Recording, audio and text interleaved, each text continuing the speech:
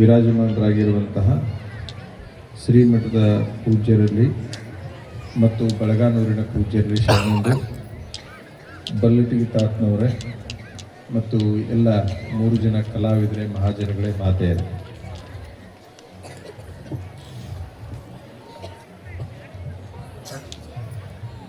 ಈ ಕಾರ್ಯಕ್ರಮದ ಪತ್ರಿಕೆ ಪ್ರಕಾರ ನಾವು ನಾಳೆಗೆ ಬರಬೇಕಾಗಿತ್ತು. ಎಕೋ ತೆಗಿತಾ ಎಕೋ ಜೀರೋ ಮಾಡಿ ಪತ್ರಿಕೆ ಪ್ರಕಾರ ನಾಳೆಗೆ ಬರಬೇಕಾಗಿತ್ತು. ನಾವು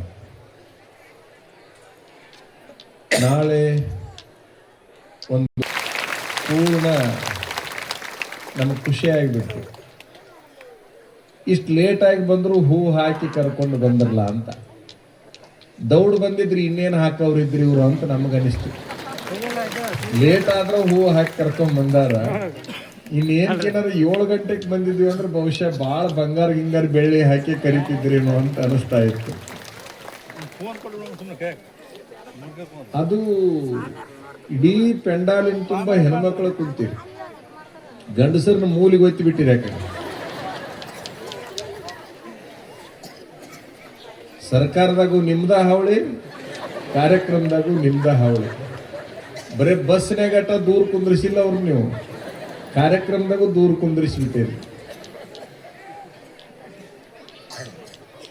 ಅಲ್ಲಿ ಹೇಳಾಕತ್ತಿದ್ರು ಆ ಊರಾಗ ನಿಲೋಗಲ್ಲಾಗ ಇದೆಷ್ಟು ಜನ ರೀ, ನೀವು ಅಲ್ಲಿ ನೋಡ್ಬೇಕು ಮಂದಿ. ನಾನು ಅಂದ್ರೆ ನಿಮ್ಮೂರು ಸುದ್ದಿ ಎಲ್ಲಿ ಐತಿಪ್ಪ ಅಂದ್ರೆ ನಿಲೋಗಲ್ಲಾಗೂ ಐತಿ, ಇನ್ನೂ ಅದ್ರ ಆಚೆ ಕಡೆನೂ ಐತಿ. ನಿನ್ನೆ ಶಹಾಪುರದೊಳಗಿದ್ದೀವಿ ನಾವು. ಶಹಾಪುರದೊಳಗೆ ಹೇಳಾಕತ್ತಿದ್ರು, ನೀವು ಅಲ್ಲಿ ನೋಡ್ಬೇಕ್ರಿ ಮಂದಿನ ಅಂತೇಳಿ. ನೀವು ಇಲ್ಲಿ ಕುಂತೀರಿ, ಯಾರಿಗೆ ಗೊತ್ತಿಲ್ಲ ನಿಮ್ಮ ಸುದ್ದಿ ಅಂತ ತಿಳ್ಕೊಬೇಡ್ರಿ. ನೀವು ಎಲ್ಲ ಕಡೆಗೂ ನಿಮ್ಮ ಸುದ್ದಿನ ಐತಿ. ಆದ್ರೆ ನೀವು ನನ್ನ ಹೆಸರು ಹೇಳ್ಯಾರನ್ರಿ ಅಂತ ಕೇಳಕ್ ಹೋಗ್ಬೇಡ್ರಿ. ಊರ ಹೆಸರು ಹೇಳ್ಯಾರ, ಮಠದ ಹೆಸರು ಹೇಳ್ಯಾರ, ಯಾರ ಹೆಸರು ಹೇಳಿಲ್ಲ ಅವರು. ಯಾಕಂದ್ರೆ ಅದ್ರಾಗ ನಂದು ಏನಾದ್ರು ಹೆಸರು ಹೇಳ್ಯಾರನ್ರಿ ಅಂತ ಕೇಳೋ ಮಂದಿ ಇರ್ತಾರ, ಹೇಳಿಲ್ಲ. ಬಹುಶಃ ನಮಗೆ ಬಹಳ ಖುಷಿ ಅನಿಸಿದ್ದಂತಂದ್ರೆ, ಒಬ್ಬರು ಬಸವಲಿಂಗ ಸ್ವಾಮಿಗಳು, ಒಬ್ಬರು ಮರಿಬಸವಲಿಂಗ ಸ್ವಾಮಿಗಳು, ಇನ್ನೊಬ್ಬರು ಬಸವಲಿಂಗ ಸ್ವಾಮಿಗಳು. 3 ಮಂದಿ ಬಸವಲಿಂಗ ಸ್ವಾಮಿಗಳೇ.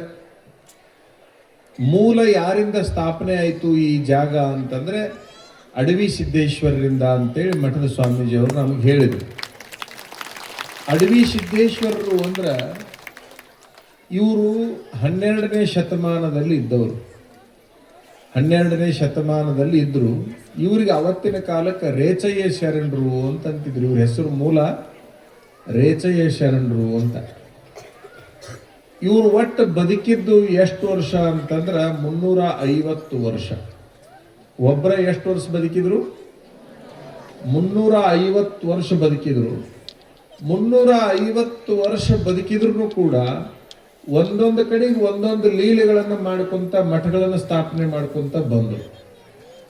ಎಷ್ಟು ಬಹಳ ದೊಡ್ಡ ಲೀಲಾ ಪುರುಷರ ಜಗ ಇದು ಅಂತಂದ್ರೆ, ನೀವು ಬೆಳಗಾವಿ ಜಿಲ್ಲಾಕ್ಕೆ ಹೋಗ್ರಿ, ಅಲ್ಲೂ ಸಾಕಷ್ಟು ಮಠಗಳು. ಈ ಕಡೆ ರಾಯಚೂರು ಕಡೆಗೆ, ಯಾದಗಿರಿ ಕಡೆಗೆ ಹೋಗ್ರಿ, ಇಲ್ಲೂ ಸಾಕಷ್ಟು ಮಠಗಳು. ಆ ಕಡೆ ಬೆಂಗಳೂರು ಕಡೆಗೆ ಹೋಗ್ರಿ, ಅಲ್ಲೂ ಸಾಕಷ್ಟು ಮಠಗಳು. ಮೈಸೂರು ಕಡೆಗೆ, ಮಂಗಳೂರು ಕಡೆಗೆ ಹೋಗ್ರಿ, ಅಲ್ಲೂ ಇವರು ತಪಸ್ಸು ಮಾಡಿರ್ತಕ್ಕಂತಹ ಜಾಗಗಳು. 350 ವರ್ಷದಲ್ಲಿ ತಪಸ್ಸು ಮಾಡಿ ಏನು ಮಾಡಿಟ್ರು ಅಂತಂದ್ರ, ಆ ತಪಸ್ಸಿನ ಗಂಟನ್ನ ಕಟ್ಟಿಟ್ಟು ಇದನ್ನ ಬಳಸಿಕೊಂತ ಹೋಗ್ರಿ ನೀವು ಅಂತೇಳಿ ಜನರಿಗೆ ಆಶೀರ್ವಾದ ಮಾಡಿ ಹೋಗ್ಬಿಟ್ರವರು. ಇವತ್ತಿದ್ರೆಲ್ಲ ಬೆಳಕು ಯಾವುದ್ರ ಪರಿಣಾಮ ಅಂತಂದ್ರೆ ಅವ್ರ ತಪಸ್ಸಿನ ಪರಿಣಾಮ. ಅವ್ರ ತಪಸ್ಸಿನ ಪರಿಣಾಮ. ಒಂದು ವಚನ ಇದೆ, ನೀನು ಒಲಿದರೆ ಕೊರಡು ಕೊಣರುವುದಯ್ಯ, ನೀನು ಒಲಿದರೆ ಬರಡು ಹಯನಾಗುವುದಯ್ಯ, ನೀನು ಒಲಿದರೆ ವಿಷವು ಅಮೃತವಾಗುವುದಯ್ಯ, ನೀನು ಒಲಿದರೆ ಸಕಲ ಪಡಿ ಪದಾರ್ಥಗಳು ಇದರಲ್ಲಿ ಇರ್ಪುವಯ್ಯ ಕೂಡಲ ಸಂಗಮ ದೇವ ಅಂತ ಬಸವಣ್ಣವ್ರದ್ದು ಒಂದು ವಚನ. ಮೂಲ ಅಡವಿ ಸಿದ್ದೇಶ್ವರರು ಜೀವಂತಿದ್ದಂತಹ ಸಂದರ್ಭದಲ್ಲಿ ಹೇಳಿದ ವಚನ ಇದು ಬಸವಣ್ಣವರು. 3 ಹೇಳ್ತಾರ ಅವರು, ಕೊರಡು ಬರಡು ವಿಷ. ಕೊರಡು ಅಂದ್ರೆ ನಿಮಗೆ ಗೊತ್ತು, ಬಹಳ ವರ್ಷಗಳ ಹಿಂದೆ ಗಿಡ ಕಡಿದು ತುಂಡು ಹಾಕಿ ಒಂದು ಕೊಡ್ಡ ಒಗೆದಿರ್ತಾರಲ್ಲ, ಎಲ್ಲ ಒಣಗಿ ಹೋಗಿರ್ತೈತಲ್ಲ ಅದು ಕೊರಡು. ಎಷ್ಟು ಕಡೆಗೆ ತೋರಿಸಿದ್ರು ಗಬ್ಬಾಗದೇ ಇರುವಂತ ಆಕಳ ಏನೈತಲ್ಲ ಅದು ಬರಡು. ಅದು ಒಂದು ಕೊರಡು, ಇನ್ನೊಂದು ಬರಡು. ಇದು ಗಬ್ಬಾಗಕ್ಕೆ ಸಾಧ್ಯನೇ ಇಲ್ಲ ಅಂದಿರುವಂತ ಆಕಳ, ಇದು ಚಿಗರಾಕ ಯಾವ ಕಾಲಕ್ಕೂ ಸಾಧ್ಯ ಇಲ್ಲ ಅನ್ನುವಂತ ಕೊರಡು. ನಿಮಗೊಂದು ಗೊತ್ತಿರಲಿ, ಬಹುಶಃ ಮನೆಯೊಳಗೆ ಒಣಿಕೆದವನು ಒಣಿಕೆದವ ಆ ಒಣಿಕೆ ಯಾವಾಗ ಚಿಗರಾಕ ಸಾಧ್ಯ ಐತೇನ? ಇಲ್ಲ. ಆದ್ರೆ ಬಸವಣ್ಣವ್ರು ಏನಂತಾರಂತಂದ್ರ, ನೀನು ಒಲಿದರೆ, ಇಲ್ಲಿ ಗಮನಿಸ್ಬೇಕು, ಒಲೆಯಂಗಿಲ್ಲ ಅಷ್ಟು ಸರಳ, ಒಲೆಯಂಗಿಲ್ಲ ಅಷ್ಟು ಸರಳ. ಮಹಾತ್ಮರು ಅಷ್ಟು ಸರಳ ಹೆಂಗ್ ಒಲಿತಾರ್ರಿ? ಓಣಿಯಾಗಿನ ನಾಯಿ ಅಷ್ಟು ಸರಳ ಒಲೆಯಂಗಿಲ್ಲ. ಓಣಿ ಒಳಗಿನ ನಾಯಿ ಐತಿಲ್ಲ, ನಾಯಿ ಸಹಿತ ಅಷ್ಟು ಸರಳ ಮನುಷ್ಯನ ಹಚ್ಕೊಳ್ಳೋದಿಲ್ಲ. ಒಂದ ದಿವಸಕ್ಕೆ ಒಂದು ಕ್ಷಣಕ್ಕೆ ನಾಯಿ ಎಲ್ಲಿ ಹಚ್ಕೊಂತಾವ? ಹಚ್ಕೊಳ್ಳೋದಿಲ್ಲ. ಮನುಷ್ಯನಿಗೆ ನಾಯಿ ಸಹಿತ ಪರಿಚಯ ಆಗಬೇಕು ಅಂತಂದ್ರೆ ಟೈಮ್ ತೆಗೆದುಕೊಳ್ಳುತ್ತೆ. ಎಷ್ಟೋ ದಿವಸ ಆದ್ಮೇಲೆ ಅದು ರೂಢಿ ಆಗತ್ತೆ, ಅಲ್ಲಿ ತನಕ ರೂಢಿ ಆಗಲ್ಲ. ಇನ್ನು ಮಹಾತ್ಮರು ನಮಗೂ ಒಲದು ವರ ಕೊಡಬೇಕಾದ್ರೆ ಎಷ್ಟು ಟೈಮ್ ತಗೋಬೇಡ, ಅವ್ರು ಅಷ್ಟು ಸರಳ ಒಲಿಯಂಗಿಲ್ಲ. ಒಲಿದ್ರೆ, ನೀನು ಒಲಿದರೆ ಅಂದ್ರೆ ಅಲ್ಲಿ ಸರಳತೆ ಇಲ್ಲ ಅಂತ ಅರ್ಥ ಆಯ್ತು. ನೀನು ಒಲಿದರೆ ಅಂತ ಐತಿ ಅಂತಂದ್ರೆ ಅಷ್ಟು ಸರಳ ಇಲ್ಲ ಅಂತ. ಏನಾಗುತ್ತೆ? ಕೊರಡು ಚಿಗುರ್ತೈತಿ, ಬರಡು ಗಬ್ಬಾಗಿ ಇಳಿದು ಹೈನ ಕೊಡ್ತೈತಿ, ವಿಷ ಅಮೃತವಾಗತೈತಿ ಅಂತ ಹೇಳ್ತಾರೆ. ವಿಷ ಎಲ್ಲಾದ್ರೂ ಅಮೃತ ಆಗಕ್ಕೆ ಸಾಧ್ಯನ? ಯಾವುದನ್ನ ತೆಗೆದುಕೊಂಡ್ರೆ ಸತ್ತು ಹೋಗ್ಬಿಡ್ತಾನೋ ಮನುಷ್ಯ, ಆ ವಿಷಾನೇ ಅವನ ಪಾಲಿಗೆ ಅಮೃತ ಆಗ್ತದೆ ಅಂತ 3 ಉದಾಹರಣೆಗಳನ್ನ ಕೊಡ್ತಾರೋ. ಮೊದಲನೇದು ಯಾವುದು? ನೀನು ಒಲಿದರೆ ಕೊರಡು ಕೊನರುಹುದಯ್ಯ. ನೀನು ಒಲಿದರೆ ಕೊರಡು ಕೊನರುಹುದಯ್ಯ ಅನ್ನೋದಕ್ಕ ಒಂದು ಬಹಳ ಅಪರೂಪದ ಎಕ್ಸಾಂಪಲ್ ಅಂತಂದ್ರೆ ಈ ಮಠದ ಮೂಲ ಸ್ಥಾಪಕರಾದ ಅಡವಿ ಸಿದ್ದೇಶ್ವರ. ಮೂಲ ಅವ್ರದೇ ಇಲ್ಲ. ತುಮಕೂರು ಅಂತ ಐತಿ, ತುಮಕೂರು ಸಿದ್ಧಗಂಗಾ ಮಠ ಅಂತ ಹೆಸರು ಕೇಳಿರಿ? ಸಿದ್ಧಗಂಗಾ. ಆ ತುಮಕೂರದಿಂದ 12 ಕಿಲೋಮೀಟರ್ ಒಳಗೊಂದು ಮಠ ಐತಿ, ಅದು ಅಟವಿ ಸಿದ್ದೇಶ್ವರ ಮಠ ಅಂತ, ಅಟವಿ ಸ್ವಾಮಿ ಮಠ ಅಂತ. ಅಟವಿ ಸ್ವಾಮಿ ಮಠ ಅಂದ್ರು ಒಂದ, ಅಡವಿ ಸ್ವಾಮಿ ಮಠ ಅಂದ್ರು ಒಂದ. ಒಂದು ಕನ್ನಡದ ಪದ, ಒಂದು ಸಂಸ್ಕೃತ ಪದ, ನಿಮಗೆ ಗೊತ್ತಿರಲಿ. ಅಲ್ಲಿ ಇವರು ತಪಸ್ಸು ಮಾಡಿದ್ರು. ಇಲ್ಲೇನು ಒಳಗ ತಪಸ್ಸು ಮಾಡಿ ಹೋದ ಗುರುಗಳು ಗದ್ದಿಗೆ ಐತಲ್ಲ, ಅವರು ಅಲ್ಲಿ ತಪಸ್ಸು ಮಾಡಿದ್ರು. ಅಲ್ಲಿ ತಪಸ್ಸು ಮಾಡುವಂತ ಸಂದರ್ಭದೊಳಗೆ ಬಹಳ ಅಘೋರ ತಪಸ್ಸು, ಉಗ್ರವಾದ ತಪಸ್ಸನ್ನ ಮಾಡಿ ಆ ತಪಸ್ಸು ಮುಗಿಸಿಕೊಂಡು ಹೊರಟಂತ ಸಂದರ್ಭದಲ್ಲಿ ಜನಗಳೆಲ್ಲ ಸೇರಿಕೊಂಡು, ಅಪ್ಪವರ ನೀವು ಹೋಗ್ಬೇಡ್ರಿ, ಮುತ್ತೆಯವರ ನೀವು ಹೋಗ್ಬೇಡ್ರಿ, ತಾತನವರ ನೀವು ಹೋಗ್ಬೇಡ್ರಿ ಅಂತೇಳಿ ಪಾದ ಹಿಡ್ಕೊಂಡು ಕುಂತು. ನೀವು ಹೋಗಬಾಡ್ರಿ ಅಂತ ಪಾದ ಹಿಡ್ಕೊಂಡು ಕುಂತಂತ ಸಂದರ್ಭದೊಳಗ ಅವ್ರಂದ್ರು, ನಾವು ಒಂದು ಕಡೆಗೆ ಇರೋರಲ್ಲ, ಚರತ್ಯತಿಥಿ ರೂಪೇನ, ನಿತ್ಯವೂ ಚರಿಸ್ತಕ್ಕಂಥವ್ರು ನಾವು. ಸ್ವಾಮಿಗಳು ಮತ್ತು ನೀರು ಒಂದ ಕಡೆಗೆ ನಿಲ್ಲಬಾರ್ದಂತ. ಸ್ವಾಮಿಗಳು ಮತ್ತು ನೀರು ಒಂದ ಕಡೆಗೆ ನಿಲ್ಲಬಾರ್ದಂತ.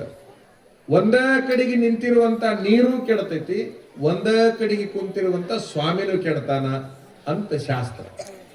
ನಿಂತ ನೀರು ಕುಂತು ಸ್ವಾಮಿ, ನಿಂತ ನೀರು ಕುಂತು ಸ್ವಾಮಿ ಕೆಡತಾನ. ಹಂಗ ತಿರುಗಾಡಿದ ಹೆಣ್ಣು ಕೆಡತೈತಿ ಅಂತ. ಹೆಣ್ಣು ಕೂಡ ಬಹಳ ತಿರುಗಾಡಿತೀವಿ ಅಂತಂದ್ರೆ ಅದು ಚಲೋ ಉಳಿಯಂಗಿಲ್ಲ. ನಿಮ್ ಗಮನದಾಗಿರ್ಲಿ.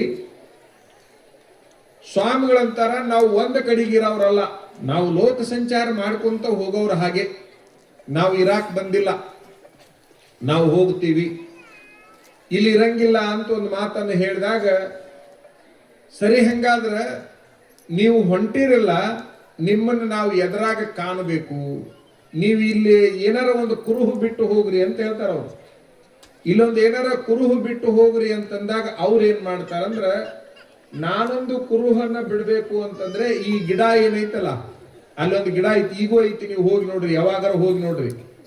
ನಿಮ್ಮ ಮಠದ ಮೂಲ ಪುರುಷರು ಎಷ್ಟು ಶಕ್ತಿಶಾಲಿಗಳು ಅನ್ನೋದಕ್ಕೆ ಈಗೂ ಜೀವಂತ ಐತಿ. ನಾವು ಇಲ್ಲೇ ಇರ್ಬೇಕಂತ ನಿಮ್ಮ ಅಪೇಕ್ಷೆ ಐತಿ ಅಂತಂದ್ರೆ ಈ ಗಿಡ ಏನೈತಲ್ಲ, ಮಾವಿನ ಗಿಡ, ಈ ಮಾವಿನ ಗಿಡದಾಗ ನಾವು ಇರ್ತೀವಿ ಅಂತ ಹೇಳ್ತಾರ ಅವ್ರು. ಮಾವಿನ ಗಿಡದಾಗ ನಾವು ಇರ್ತೀವಿ ಅಂತಂದ ಕೂಡ್ಲೆ ಅವ್ರಿಗೆ ಗಾಬರಿ ಆಯ್ತು. ಈ ಮಾವಿನ ಗಿಡದಾಗ ನೀವು ಹೆಂಗ ಇರ್ತೀರಿ, ಈ ಮಾವಿನ ಗಿಡದಾಗ ನಾ ಅದೀನಿ ಅಂತಂದ್ರೆ ನಿಮ್ಮನ್ನ ಹೆಂಗ ಅದಾರ ಅಂತೇಳಿ ನಾವು ತಿಳ್ಕೋಬೇಕು. ನಮಗೆ ಹಿಂಗಾದ್ರೆ ಗೊತ್ತಾಗಂಗಿಲ್ಲ, ನೀವು ಅದೀರಿ ಅನ್ನೋದಕ್ಕೆ ಗ್ಯಾರಂಟಿ ಏನು ಅಂತ ಒಂದು ಮಾತನ್ನ ಹೇಳಿದಾಗ ಅವ್ರೇನಂತಾರ, ಎಲ್ಲಾ ಮಾವಿನ ಗಿಡಗಳು, ಭೂಮಿ ಮೇಲಿನ ಎಲ್ಲಾ ಮಾವಿನ ಗಿಡಗಳು ವರ್ಷಕ್ಕೊಮ್ಮೆ ಏನ್ ಬಿಡ್ತಾವು, ಹೂ ಬಿಟ್ಟು ಕಾಯಿ ಬಿಡ್ತಾವ. ಇದೆಲ್ಲ ನಿಮಗೆ ಗೊತ್ತೈತಲ್ಲ. ಎಲ್ಲಾ ಜಗತ್ತಿನೊಳಗ ಮಾವಿನ ಗಿಡಗಳು ಏನದಾವಲ್ಲ, ಒಂದು ಸಾರಿ ಹೂ ಬಿಟ್ಟು ಕಾಯಿ ಬಿಟ್ರೆ ಆ ವರ್ಷದ ಮಾವಿನ ಹಣ್ಣಿನ ಸೀಸನ್ ಮುಗೀತು. ಆದ್ರೆ ನಾನು ಈ ಮರದಾಗದೀನಿ ಅನ್ನೋದಕ್ಕೆ ಸಾಕ್ಷಿ ಏನಂತಂದ್ರೆ 12 ತಿಂಗಳೂ ಇದ್ರೊಳಗೆ ಕಾಯಿ ಸಿಗ್ತೈತಿ, ಹೂ ಸಿಗ್ತೈತಿ. ವಿಚಾರ ಮಾಡ್ರಿ ಹಂಗ. 12 ತಿಂಗಳೂ ಇದ್ರೊಳಗ ಹೂ ನೋಡ್ರಿ, 12 ತಿಂಗಳೂ ಇದ್ರಾಗ ಹೀಚು ನೋಡ್ರಿ, 12 ತಿಂಗಳೂ ಇದ್ರಾಗ ಕಾಯಿ ನೋಡ್ರಿ. ಎಲ್ಲಿಯವರೆಗೆ 12 ತಿಂಗಳೂ ಇದ್ರಾಗ ಹೂವು ಕಾಯಿ ಸಿಗ್ತೈತಿ, ಅಲ್ಲಿವರೆಗೆ ನಾ ಈ ಗಿಡದಾಗ ಇದ್ದ ಆ ಹೂವು ಕಾಯಿ ಅರಳಸಕತ್ತೀನಿ ಅಂತೇಳಿ ತಿಳ್ಕೋರಿ ಅಂತ ಅವ್ರು ಹೇಳ್ತಾರ. ಈಗೂ ನೀವು ಯಾರಾದ್ರೂ ಹೋದಾಗ ಒಂದ್ಸಾರಿ ಹೋಗಿ ನೋಡಿ ಬರ್ರಿ. ಆ ಗಿಡದಾಗ ನೀವು ಯಾವಾಗರ ಹೋಗ್ರಿ, ಎಲ್ಲಾದ್ರೂ ಒಂದರ ಕಾಯಿ ಸಿಕ್ಕ ಬಿಡ್ತೈತಿ. ನಾ ಹೇಳಕತ್ತಿದ್ದು ಒಂದರ ಹೂ ಸಿಗ್ತದ. ಅಂದ್ರೆ ಅಡವಿ ಸಿದ್ದೇಶ್ವರರು ಎಷ್ಟು ಲೀಲಾ ಪುರುಷರಾಗಿದ್ರು ಅನ್ನೋದಕ್ಕ ಇವತ್ತಿಗೂ ಆ ಗಿಡ ಜೀವಂತವಾಗಿ ಐತಿ. ಎಲ್ಲದು ಚಿಕ್ಕ ತೊಟ್ಟಲಕೆರೆ ಅಂತ ಆ ಊರ ಹೆಸರು. ತುಮಕೂರದಿಂದ 12 ಕಿಲೋಮೀಟರ್ ಒಳಗೆ ಹೋದ್ರೆ ಚಿಕ್ಕ ತೊಟ್ಟಲಕೆರೆ ಅಂತ ಸಿಗ್ತದ. ಆ ಊರಿನಲ್ಲಿ ಅಡವಿ ಸಿದ್ದೇಶ್ವರರು ಈಗೂ ಜೀವಂತ ಆ ಮರದಲ್ಲಿದಾರ. ಅದಕ್ಕೆ ಶರಣರು ಏನಂದ್ರು, ನೀನು ಒಲಿದರೆ ಕೊಣರುವುದು. ಯಾವಾಗ 12 ತಿಂಗಳನು ಚಿಗುರು, 12 ತಿಂಗಳನು ಹೂವು, 12 ತಿಂಗಳನು ಕಾಯಿ. ನಿನ್ನ ಒಲುಮೆ ಆಯ್ತು ಅಂತಂದ್ರೆ ಅದು ಯಾವಾಗಲೂ ಕೂಡ ಚಿಗುರ್ತಾನೆ ಇರ್ತದೆ ಅನ್ನುವಂಥದ್ದು. ನೀನು ಒಲಿದರೆ ಬರಡು ಹಯನಾಗುವುದು. ಶಿಶುನಾಳದ ಶರೀಫ್ರ ಹೆಸರು ಕೇಳಿರಿ ನೀವು? ಶಿಶುನಾಳದ ಶರೀಫ್ರು ಯಾವಾಗಲೂ ಒಂದು ಮನೆಗೆ ಹೋಗಿದ್ರು, ಶರೀಫ್ ಶಿವಯೋಗಿಗಳು. ಆ ಮನೆ ಒಳಗೆ ಅವ್ರಿಗೆ ಕುಡಿಯಾಕ ಮಜ್ಜಿಗೆನರ ಹಾಲರ ಏನಾರ ಕೊಡ್ತಿದ್ರು. ಬಹಳ ವರ್ಷದ ಮೇಲೆ ಶಿಶುನಾಳದ ಶರೀಫ್ರು ಮತ್ತೆ ಅವ್ರ ಮನೆಗೆ ಹೋದ್ರು, ಹಗಲಲ್ಲಿ ಹೋಗೋರು. ಅವಾಗ ಆ ಎಣ್ಣೆ ಏನಿತ್ತಲ್ಲ, ಹಿಂಡು ಎಣ್ಣೆ, ಅದು ಶರೀಫ್ರು ಯಾವಾಗ ಬರೋದು ಬಿಟ್ರು ಅವಾಗ ಹಿಂಡೋದು ಬಿಟ್ಟು ಬಿಡ್ತದು. ಯಾವಾಗ ಅವ್ರ ಮನೆಗೆ ಬರೋದನ್ನ ಬಿಟ್ರು ಅವಾಗ ಹಿಂಡೋದು ಬಿಟ್ಟು ಬಿಡ್ತು. ಅವಾಗ ಹಿಂಡೋದು ಬಿಟ್ಟು ಕೂಡ್ಲೇನೆ ಆ ಹೆಣ್ಮಗಳು ಕಟ್ಸಾಕ್ ಹೋದ್ಲು, ಕಟ್ಟವಲ್ದು. ಇದು ಕಟ್ಕೊಳಂಗಿಲ್ಲ ಬಿಡ್ರಿ ಅಂತಂದ್ರು. 4-5 ವರ್ಷದ ನಂತರದಲ್ಲಿ ಶರೀಫ್ರ ಆ ಮನೆಗೆ ಬಂದ್ರು. ಕಾಯಂ ಮಜ್ಜಿಗೆ ಕೊಡ್ತಿದ್ದಲ್ವಾ, ಮತ್ ಬಿಸಿಲಾಗ ಬಂದೀನಿ ಮಜ್ಜಿಗೆ ಕೊಡು ಅಂತ ಅಂದ್ರು. ಮಜ್ಜಿಗಿಲ್ರಿ ಅಂತ ಆಯ್ಕೆಂದು. ಹಾಲರ ಕೊಡು, ಮತ್ ಹಾಲು ಕೊಡ್ತಿದ್ದೆಲ್ಲ, ಮಜ್ಜಿಗಿಲ್ಲ ಅಂದ್ರೆ ಹಾಲು ಕೊಡ್ತಿದ್ದೆಲ್ಲ, ಹಾಲರ ಕೊಡು ಅಂತಂದಾಗ ಹಾಲು ಇಲ್ರಿ ಅಂತ ಅಂದಾಕಿ. ಎಣ್ಣೆ ಐತಿಲ್ಲ ಅಂದ್ರವ್ರು. ಎಣ್ಣೆ ಐತ್ರಿ, ಅದೇನು ಕಟ್ಕೊಳ್ಳೋದರ ಅಲ್ಲ, ಅದೇನು ಹಿಂಡೋದರ ಅಲ್ಲ ಅಂತೇಳಿ ಅಂದಾಗ ಶರೀಫ್ರ ಅಂತಾರ, ಮತ್ತೆ ಯಾವಾಗ್ಲೂ ಹಿಂಡುತ್ತಿತ್ತಲ್ಲ, ನೀವು ಯಾವಾಗ ಮನೆಗೆ ಬರೋದು ಬಿಟ್ಟಿರಿ ಅವಾಗ ಹಿಂಡೋದು ಬಿಟ್ಟೈತದು. ಅಂದ ಮೇಲೆ ಅದ್ರಾಗ ಎಲ್ಲಿ ಹಾಲು ಮಜ್ಜಿಗೆ ಸಿಗ್ತಾವ್ರಿ ಅಂತಂದಾಗ, ಬುದ್ಧಿ ನಿನಗೆ ಹಿಂಡಾಕ್ ಬರಂಗಿಲ್ಲ ಬಾ ಅಂತೇಳಿ 5 ವರ್ಷ ಆದ್ರೂ ಕಟ್ಕೊಳ್ಳಲಾರ್ದು ಎಣ್ಣೆ ಹತ್ರ ಹೋಗಿ ಏನ್ ಮಾಡಿದ್ರು ಅಂತಂದ್ರೆ, ದುಬ್ಬದ ಮೇಲೆ ನೀರು ಹಾಕಿದಕ್ಕ ಅಂತಂದ್ರು. ಎಣ್ಣೆ ಹಿಂಡಬೇಕಾದ್ರೆ ದುಬ್ಬದ ಮೇಲೆ ನೀರು ಹಾಕ್ಬೇಕಲ್ಲ, ದುಬ್ಬ ಚಪ್ಪರಿಸ್ಬೇಕಲ್ಲ. ದುಬ್ಬ ಚಪ್ಪರಿಸಿದ್ರೆ ಹಿಂಡವದವ್ ಮಂದಿ ಒಳಗೂ ಕೂಡ.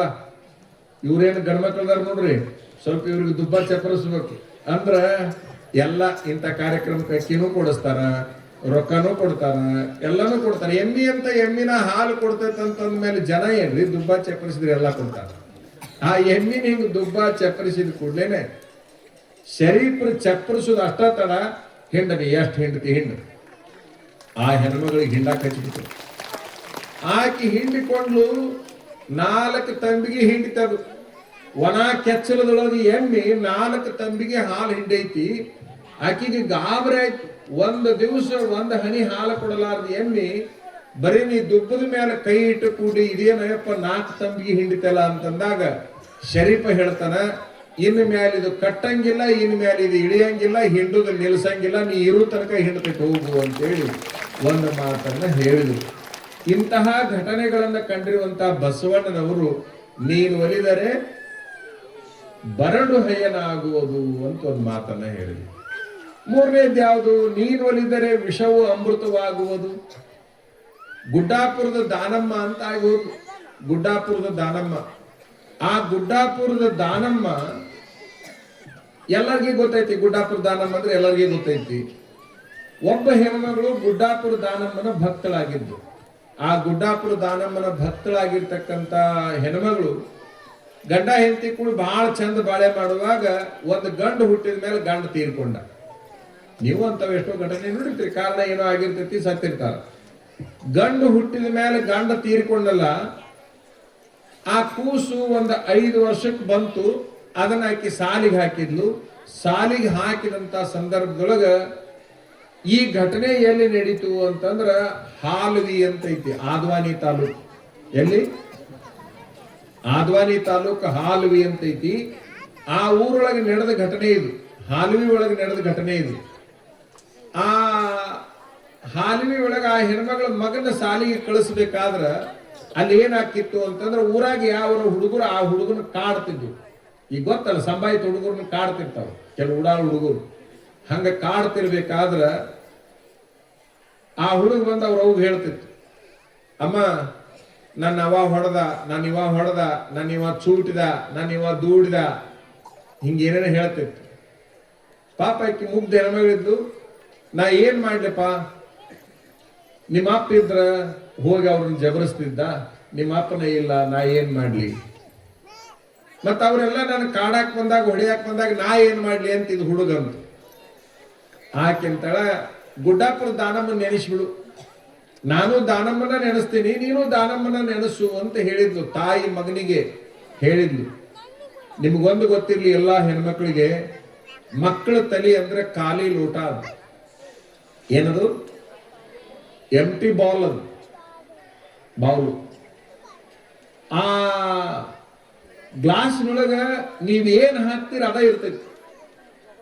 ನೀವು ಸಣ್ಣ ಹುಡುಗರಿಗೆ ಏನ್ ಹಾಕ್ಬೇಕಪ್ಪ ತಲೆಯಾಗಂತಂದ್ರ ಚಲೋದ ಹಾಕ್ಬೇಕು. ಈಗ ಏನ್ ಹಾಕಿದ್ಲು? ನಿನಗೆ ಯಾರ ತೊಂದರೆ ಕೊಟ್ರ, ನಿನಗೆ ಬಹಳ ಕಷ್ಟ ಆಯ್ತು ಅಂದ್ರ, ನಿನಗೆ ಸಹಿಸಿಕೊಳ್ಳಕ್ ಆಗುದಿಲ್ಲ ಅಂತಂದ್ರೆ ನೀ ಏನ್ ಮಾಡ್ಬೇಕಪ್ಪ ಅಂತಂದ್ರ ಗುಡ್ಡಾಪುರ ದಾನಮ್ಮ ದಾನಮ್ಮ ದಾನಮ್ಮ ಅಂದ್ರು ಸರಿ ಹೋಗ್ತೈತಿ. ಯಾವರ ಹುಡುಗರು ಈ ಹುಡುಗನು ಹೊಡೆಯಕ್ ಹೋದ ಕೂಡಲೇ ಅದು ಏನಂತಿತ್ತು? ದಾನಮ್ಮ ದಾನಮ್ಮ ಅಂತಿತ್ತು. ದಾನಮ್ಮ ದಾನಮ್ಮ ಅಂದ ಕೂಡಲೇ ಆ ಹುಡುಗರು ಸುಮ್ಮನೆ ಓಡೋಗ್ಬಿಡ್ತಿತ್ತು. ಯಾವ ಚೂಟಾಕ್ ಬಂದ್ರೆ ದಾನಮ್ಮ ಅಂತಿತ್ತು, ಚುಚ್ಚಾಕ್ ಬಂದ್ರೆ ದಾನಮ್ಮ ಅಂತಿತ್ತು. ಏನ್ ಮಾಡಿದ್ರು ದಾನಮ್ಮ ಅಂದ ಕೂಡಲೇ ಅವೆಲ್ಲ ಓಡೋಕಿದ್ದು. ದಾನಮ್ಮ ಮಸ್ತ್ ಅದ ಬಿಡು, ನನ್ನ ರಕ್ಷಣೆ ಮಾಡ್ತಾಳ ಅಂತೇಳಿ ಹುಡುಗ ಹಂಗ ಬಂತು. ಮುಂದ ಈಕಿ ಒಬ್ಬವನು ಮದುವೆ ಆದ್ಲು. ಈ ಎರಡನೇ ಸಂಬಂಧ ಮದುವೆಗೆ ಉಡುಕಿ ಲಗ್ನ ಅಂತ ಅಂತಿದ್ರಲ್ಲ, ಏನಂತ ಈ ಕಡೆ ಉಡುಕಿ ಲಗ್ನ ಅಂತ ಅಂತಿದ್ರು. ಎರಡನೇ ಸಂಬಂಧಕ್ಕೆ ಒಬ್ಬವನ ಮದುವೆ ಆದ್ಲು. ಅವ ಎಷ್ಟು ಕ್ರೂರ ಇದ್ದ ಅಂತಂದ್ರ, ಈ ಹುಡುಗ ಜೀವಂತ ಇದ್ರೆ ನಾನು ನಿನ್ ಕೂಡ ಬಾಳೆ ಮಾಡುದಿಲ್ಲ ಅಂದವ ಮದುವೆ ಆದ್ಮೇಲೆ. ಈ ಹುಡುಗ ಜೀವಂತ ಇದ್ರೆ ನಾನು ನಿನ್ ಕೂಡ ಬಾಳೆ ಮಾಡುದಿಲ್ಲ, ಈ ಹುಡುಗ ಬೇಕೋ ನಾ ಬೇಕು ಅಂತ ಕೇಳಿದವ. ಮದುವೆ ಆಗೋ ತನಕ ಎಲ್ಲದಕ್ಕೂ ತಯಾರಿದ್ದ. ಮದುವೆ ಆದ್ಮೇಲೆ ಇದನ್ನ ಘಟನೆ ಕೇಳಿದಾಗ ಪಾಪ ಆಕಿಗೆ ಹಡದ ಕಳ್ಳು, ಇವಾಗ ಕೈ ಹಿಡದ ಎರಡನೇ ಗಂಡ, ಅದು ಹೊಟ್ಟ್ಯಾಗ ಹುಟ್ಟಿದ ಕಳ್ಳದು. ಏನ್ ಮಾಡ್ಬೇಕು? ಯಾವ್ದನ್ನ ನೋಡ್ಬೇಕು? ಆ ಹೆಣ್ಮಗಳಿಗೆ ಅವ ಹೇಳ್ತಾನ, ಹೆಂಗೂ ನನ್ನ ಮದುವೆಗೆ ಅಂದ್ರೆ ನೀನು ಒಂದ್ ಬಿಟ್ಟು 4 ಮಕ್ಕಳಕ್ಕವಲ್ಲ, ಇದನ್ನ ತಗೊಂಡು ಏನ್ ಮಾಡ್ತಿದಿ ಅಂದ. ಆಶ್ಚರ್ಯ ಅಂದ್ರ ಆ ವಯಸ್ಸು, ಆ ಸಂದರ್ಭ, ಆ ಹೆಣ್ಮಗಳು ಏನಂದ್ಲು, ಆಯ್ತು ಬಿಡು ಇದ್ರ ಇರೋಲ್ನಕ, ಈಗ ಕೂಸು ಏನ್ ಮಾಡೋನು ಅನ್ಲಾಕಿ. 8 ವರ್ಷದ ಮಗು ಅದು. ಏನಿಲ್ಲ, ಅದಕ್ಕೆ ವಿಷ ಹಾಕಿ ಸಾಯಿಸ್ಬಿಡುನು ಅಂತೇಳಿ ತೀರ್ಮಾನ ಮಾಡಿ ಇಬ್ರು ಸೇರಿ ಅದಕ್ಕೆ ಏನ್ ಮಾಡಿದ್ರಂದ್ರ ವಿಷ ಹಾಕಿದ್ರು. ಗೊತ್ತಿಲ್ಲದ ನುಂಗಿತದ. ನುಂಗಿದ ಮೇಲೆ ಅದಕ್ಕೆ ಕೈಕಾಲು ಕಟ್ಟಿ, ಬಾಯಾಗ ಅರಿವಿ ಇಟ್ಟು ಬಾಯಿ ಕಟ್ಟಿ ಒಂದು ರೂಮ್ನ್ಯಾಗ ಹಾಕಿಬಿಟ್ರು. ಅದು ಚೀರಾಡಬಾರ್ದು ಸಾಯು ಮುಂದ ಅಂತೇಳಿ. ಅದನ್ನ ಹಂಗ ಹಾಕಿದ್ರು. ನಿಮಗ್ ಗೊತ್ತಿರ್ಲಿ, ಅದನ್ನ ರೂಮ್ನ್ಯಾಗ ಹಾಕಿದ್ರಲ್ಲ, ಇವರು ಹೋದ್ರು ತಮ್ಮ ಕೆಲ್ಸಕ್ಕೆ. ಆದ್ರೆ ಗೊತ್ತಿರ್ಲಿ, ಆ ಹುಡುಗ ಸಂಕಟಾಗಿ ಕೈ ಬಡ್ದಾಡ್ಬೇಕನ್ನತ್ತ ಕೈ ಕಟ್ಟ್ಯಾರ, ಕಾಲು ಬಡ್ದಾಡ್ಬೇಕನ್ನತ್ತ ಕಾಲು ಕಟ್ಟ್ಯಾರ, ಬಾಯಿ ಬಿಟ್ಟು ಚೀರಾಡ್ಬೇಕನ್ನತ್ತ ಬಾಯಾಗ ಅರಿವಿ ಇಟ್ಟಾರ. ಬಹಳ ತ್ರಾಸಾಗಿ ಸಂಕಟ ಆದಾಗ ಅದು ಅವ್ರವ್ವ ಹೇಳಿದ್ ನೆನಪಾತು, ನಿನಗೇನ ಕಷ್ಟ ಆದ್ರ ಏನ್ಬೇಕು ನೀನು ದಾನಮ್ಮ ದಾನಮ್ಮ ಅಂದ್ ಬಿಡಪ್ಪ, ನಿನ್ ಕಷ್ಟ ಪರಿಹಾರಕ್ಕೈತಿ ಅಂತೇನು ಅಂದಿದ್ದು ನೆನಪಿತ್ತಲ್ಲ.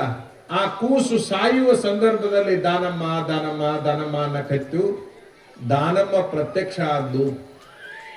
ಆ ಹುಡುಗನ ಬಾಯಾಗಿಂದು ಬಟ್ಟಿ ತೆಗೆದ್ಲು, ಕೈಕಾಲಿಗೆ ಕಟ್ಟಿದ ಹಗ್ಗ ಬಿಚ್ಚಿದ್ಲು, ಎಲ್ಲ ಮಾಡಿ ಒಂದಿಷ್ಟು ತೀರ್ಥವನ್ನ ಬಾಯಿ ಒಳಗೆ ಹಾಕಿದ್ಲು.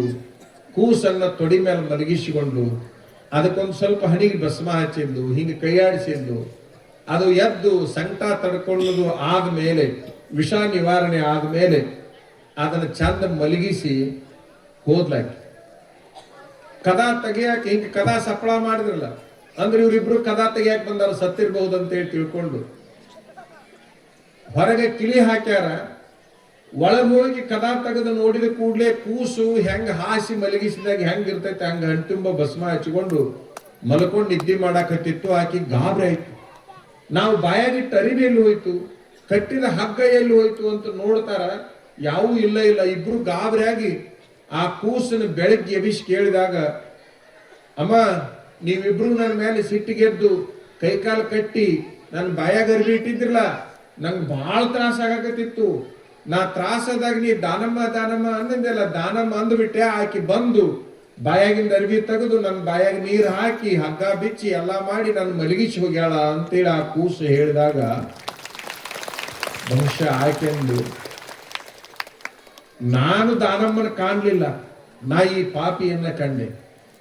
ನಾ ದಾನಮ್ಮನ ಕಾಣಲಿಲ್ಲ, ನಾ ಈ ಪಾಪಿಯನ್ನ ಕಂಡೆ. ನಾನು ಹೇಳಿದ ಒಂದು ಮಾತನ್ನ ತಲೆಯಾಗಿಟ್ಟುಕೊಂಡು ನನ್ನ ಹೊಟ್ಟೆಗೆ ಹುಟ್ಟಿದ ಕೂಸು ಪ್ರತ್ಯಕ್ಷ ದಾನಮ್ಮನ ದರ್ಶನ ಮಾಡೈತೆ ಅಂದ್ರೆ ಇನ್ನು ಮೇಲೆ ಈ ಪಾಪಿ ಸಹವಾಸ ಸಾಕಂತೇಳಿ ಮಗನ ಕರ್ಕೊಂಡು ಸ್ವತಂತ್ರವಾಗಿ ಬಾಳೆ ಮಾಡಕತ್ತಿದ್ಲು ಅಂತೇಳಿ ಒಂದು ಲೀಲಾ ಬರ್ತದೆ. ಅದಕ್ಕೆ ಏನಂದ್ರೆ ಅವರು ಮೂರನೇದ್ದು, ನೀನು ಒಲಿದರೆ ವಿಷವು ಅಮೃತಬಹುದು, ನೀನು ಒಲಿದರೆ ಸಕಲ ಪಡಿ ಪದಾರ್ಥವು, ಬರೇ ಕೊರಡು ಬರೇ ಬರಡು ಬರೇ ವಿಷ ಅಲ್ಲ. ಭಗವಂತ ಗುರುವೇ ಪರಮಾತ್ಮ ನೀನು ಒಲದು ಬಿಟ್ಟಿ ಅಂತಂದ್ರೆ ಎಲ್ಲದನ್ನೂ ಕೂಡ ಸಿಕ್ಕಂಗ ಆಗುತ್ತೆ ಅಂತಕ್ಕಂಥದ್ದು ಒಂದು ಮಾತೇನೈತಲ್ಲ. ನೀವೆಲ್ಲರೂ ಇಲ್ಲಿ ಬಂದಿದ್ದಕ್ಕೆ ಸಾಕ್ಷಿ ಏನಂತಂದ್ರ ಬಸವಲಿಂಗ ಶಿವಯೋಗಿಗಳು ನಿಮಗೆ ಒಲದಾರಂತ ಇಲ್ಲಿ ಬಂದಿರೋ ಹೊರತಾಗಿ ಇಲ್ಲ ಅಂದ್ರೆ ನೀವೇನು ಬರ್ತಿದ್ದಿಲ್ಲ. ಅಲ್ಲಿ ನಡ್ಕೊಂಡ್ರೆ ಎಲ್ಲ ಸಿಗತೈತೆ ಅಂತನ ಬಂದಿರೋ ಹೊರತಾಗಿ ಸುಮ್ಮನೆ ಬರೋ ಪೈಕಿ ಯಾರು ಅಲ್ಲ. ಹೌದಲ್ಲ?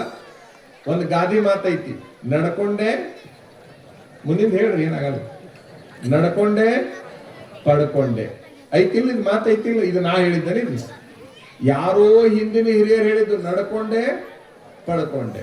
ಪಡ್ಕೊಂಡಿಲ್ಲ ಮುಂದಿನ ಹೇಳ್ರಿ, ನಡ್ಕೊಂಡಿಲ್ಲ ಅಂತ.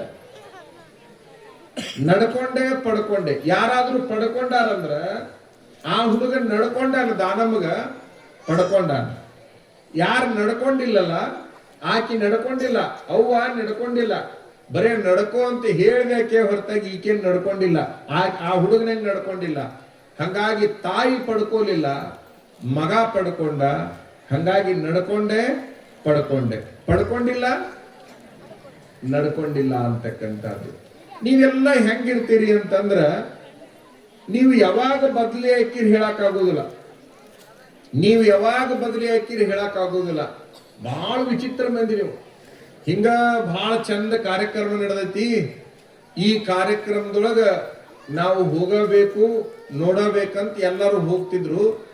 ಒಬ್ಬ ಹೆಣ್ಮಗಳಿಗೆ ಹೇಳಿದ್ರು ಓಣೆನವ್ರು, ನೀನು ಬಾ, ಅಲ್ಲಿ ಸ್ವಾಮಿಗಳು ಬರಾಕತ್ಯಾರ, ತುಲಾಭಾರ ಮಾಡಾಕತ್ಯಾರ, ದಾಸೋಹ ಮಾಡಾಕತ್ಯಾರ, ಜಾತ್ರೆ ಮಾಡಾಕತ್ಯಾರ, ನೋಡಾಕ್ ಹೊಂಟೀವಿ ನಾವು, ನೀನು ಬರ್ತೀಯ ನಾನು ಬರ್ತೀನಿ ಅಂದಾಗ. ನಾನು ಬರ್ತೀನಿ ಅಂತೇಳಿ ತಯಾರಾಗ್ಬೇಕಲ್ಲ.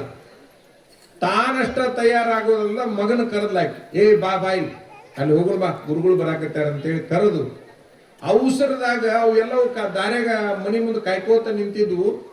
ಬಡ ಬಡ ಮುಖ ತೊಳೆದು ಏನ್ ಮಾಡಿಬಿಟ್ಲಿಕ್ಕಿ, ಆ ಇದ್ದ ಅಂಗಿ ಚೊನ್ನ ತೆಗೆದು ಬ್ಯಾರೆ ಅಂಗಿ ಚೊನ್ನ ಹಾಕ್ಬೇಕಲ್ಲ.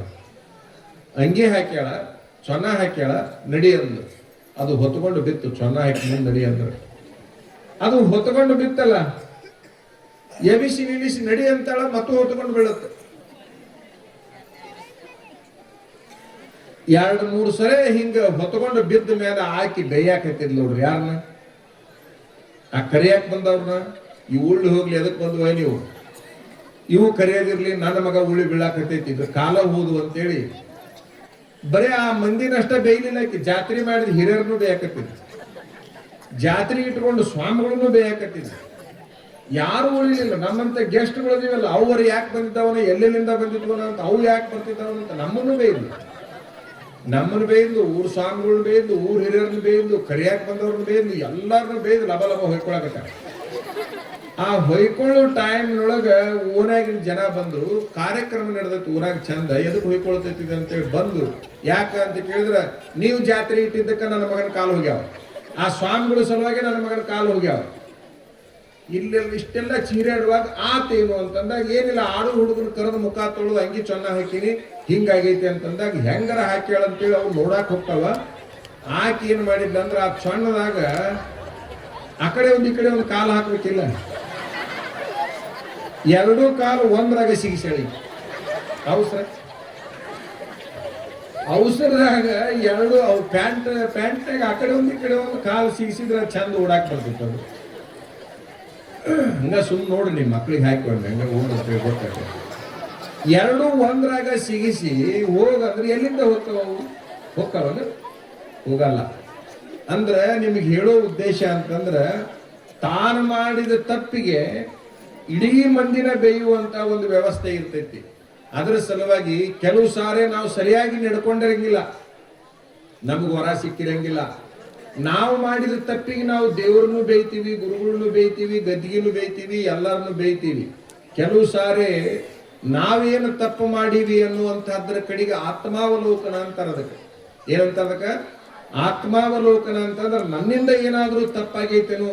ಯಾಕಂದ್ರೆ ದೇವರಿಂದ ತಪ್ಪಾಗಲಿಕ್ಕೆ ಸಾಧ್ಯ ಇಲ್ಲ, ಗುರುವಿನಿಂದ ತಪ್ಪಾಗಲಿಕ್ಕೆ ಸಾಧ್ಯವೇ ಇಲ್ಲ.